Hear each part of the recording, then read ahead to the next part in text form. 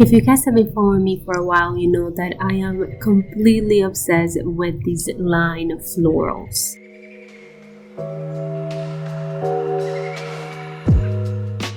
So in today's video, I am going to show you how I painted or drew actually these beautiful line florals with these fine line markers that I received from Camaleon.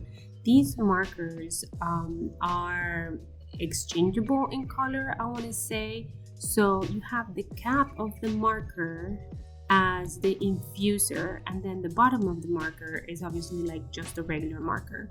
But when you put a cap on a different color, then you will get the transition of the cap color to the marker color. So I will explain this visually in just a second. So all you have to do is put the cap of a color into a marker of a different color.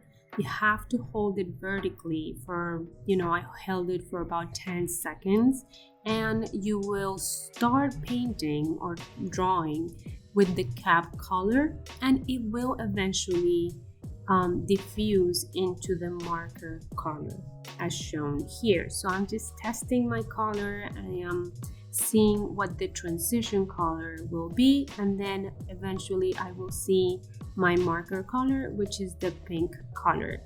For this particular test, I realized that I infused it for a little bit too long.